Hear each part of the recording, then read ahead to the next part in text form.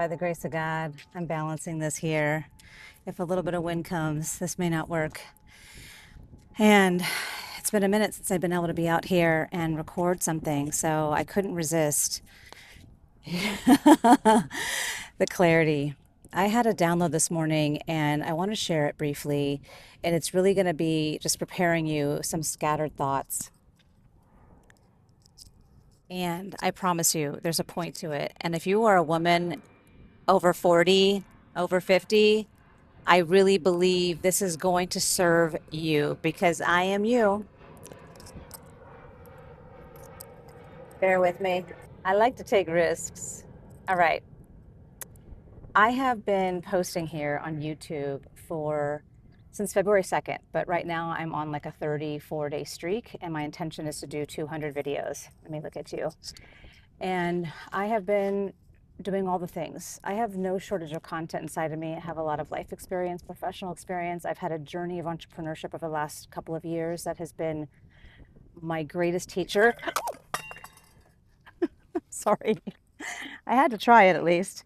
In the midst, the entrepreneurship, in the midst of caring for both my parents who live in different places far from me and the death of my mother.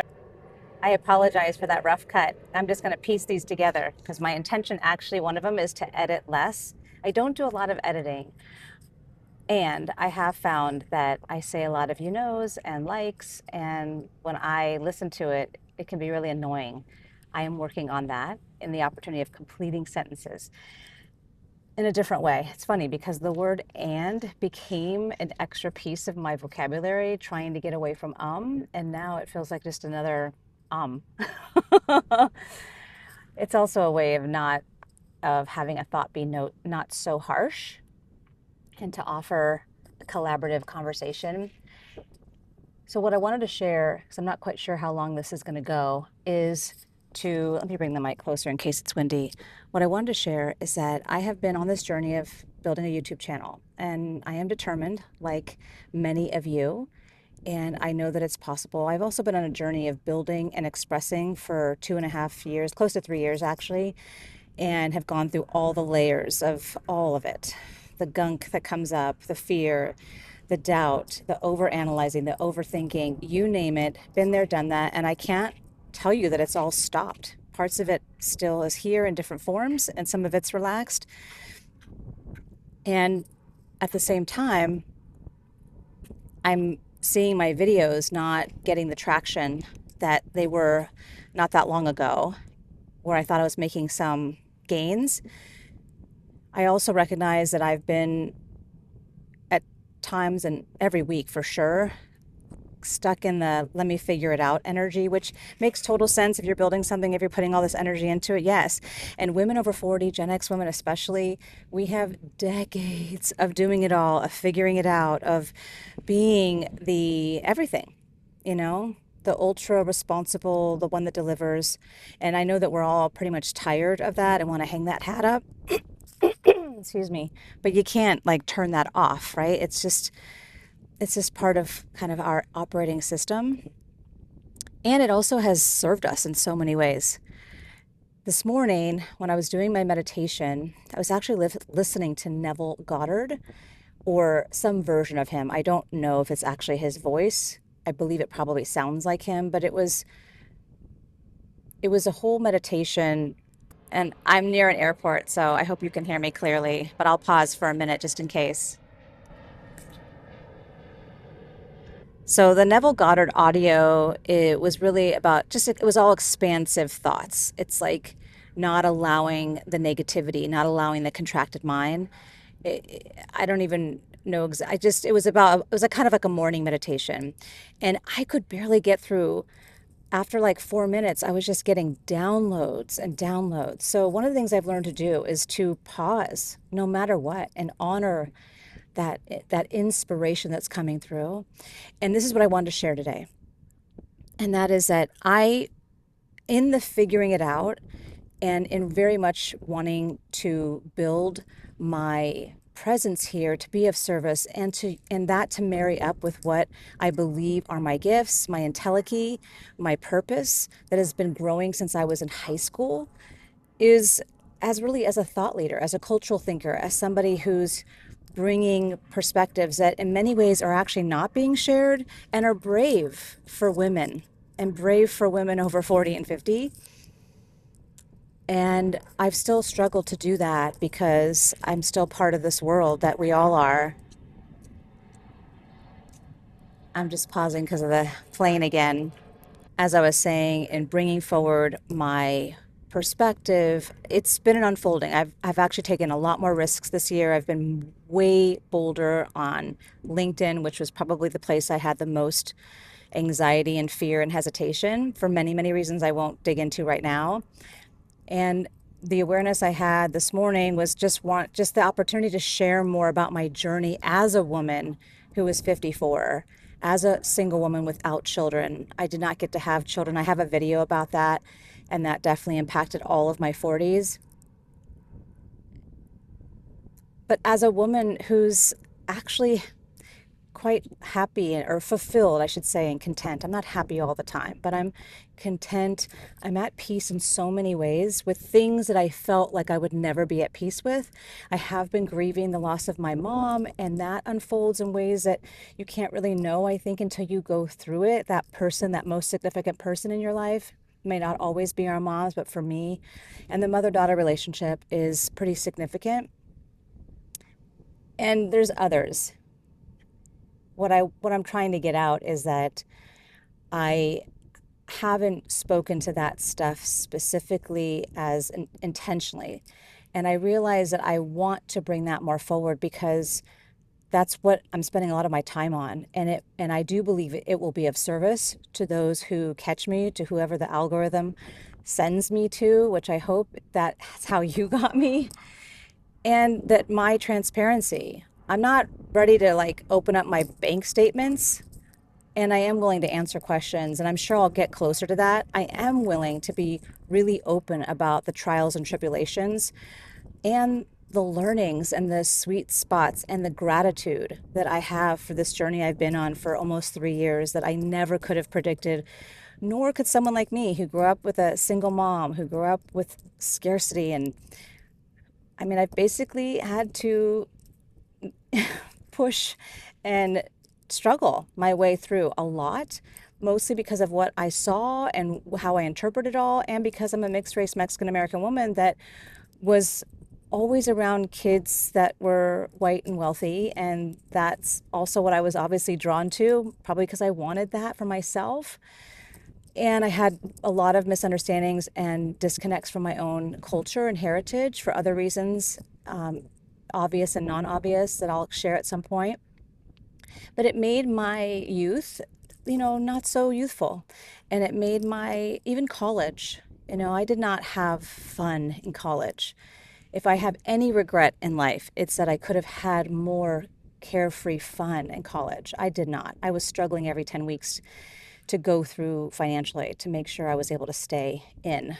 And that's nothing that I think any kid, especially when you're 18, 19, 20 years old, I don't wish that on any child. I feel like just because we're 18 and we can vote does not mean that we are ready to handle all of that, let alone decide what we're going to study for 4 years and then have to pay a lot of money for that education, especially if you were like me and you had loans. Yeah, the whole thing is really interesting to me, and I believe in gap years, and I think Europe has a lot on us. They even have a free education system, so lots of opportunity there from my perspective. And I'm going to get into it. I'm going to share more about my journey. I'm going to share more about the caregiving that's gone on with my father for almost a decade. And I'm not quite sure exactly how I'll share that, but I do want to share it to be of service because I've learned so much outwardly, for sure, that could be helpful, but also inwardly. Like that, there was so much healing available between me and my father. And that's a whole other story that I'll share another time. But the caregiving is a unique body of work. And I feel like it's talked about, but not enough. And it's honestly, it's a job. It's a full-time job. And it's still not really recognized as that when it's familial or relational. And then everything I went through with my mom, who passed away at the end of July. It'll be 2 years. So there's all of that. There is the whole journey of building. And then I want to take you on my journey of building my IP and building my thought leadership. I am on the TEDx journey. I just got actually chosen to be a finalist for a TEDx in Melbourne, Australia. I just submitted the follow-up to them, and honestly, it's by the grace of God, because we'll see what happens on that. And then just getting myself there. It's a very tight turnaround time, something that I've never actually heard of, and it's not how it's been explained to me. But their event is like in less than 2 weeks, or a little over 2 weeks. So anyways, more to come on that.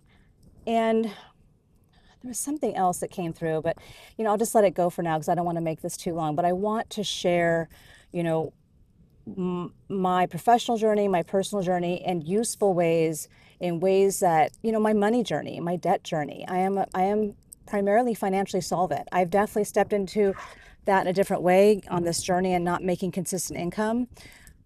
And I set myself up for this not knowing this is what I was going to be doing, but because I had enough. About, I guess, 10 years ago, I was really hitting, maybe more like 8, I was hitting those inner awarenesses, those inner ceilings of like, I can't be in debt anymore. I need to know that I have more freedom and that I'm not bound to something. I'm not sitting on an inheritance. I'm not sitting on a partner who's going to take care of me. I'm not sitting on some windfall. I don't own property. All of my larger wealth is ahead of me. And I'm really clear that if I choose to stay on this path, that's inevitable. And I have dreams and visions for that money, some for myself, but mostly for the work that I want to do in the world. I'm just one of those people that I don't really want to have to work for the rest of my life. I've put in about 3 decades plus. I mean, I had a paper route when I was 8 years old. But I don't see myself not working. I enjoy working. I enjoy being engaged. I am a highly collaborative, creative person. So, that's just a little bit more about me. So more to come, but I wanted to just be impromptu and give you a little bit of this view. I live near the ocean, which also was something that, even as a native Angelino, took me a long time to get here because of how just life. Part of it is expenses, but part of it is also just belief. The scarcity mindset really trains us. It keeps us locked. If you don't have the experience, the reference points, and there's so many components about that. Some people, I think, are really good at that no matter what their circumstances are. But I think a lot of Gen X, women over 40 who've had to put in so many years performing.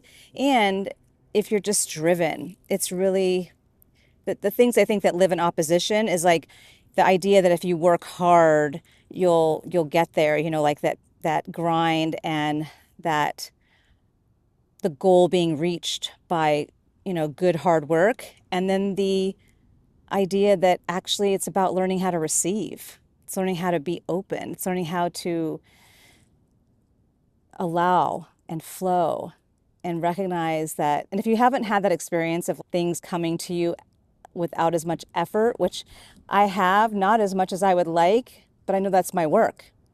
But if you haven't had that, that can sound like a bunch of BS and be annoying.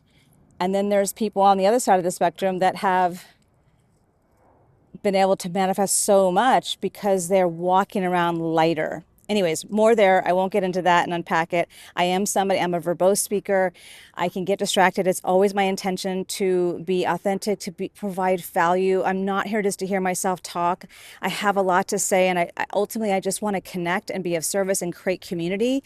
And I'm going to share more about 2 major goals that I am going to make public as well. So if this caught you and you're still listening, thank you. I appreciate you. I see you. I'm grateful for you. Let me know who you are in the comments if you're willing to subscribe, do all the things so you'll see me again. And yeah, whatever you're willing to share, I would love to hear who you are, what you're up to, what's going on with you. Maybe share your channel if you have one.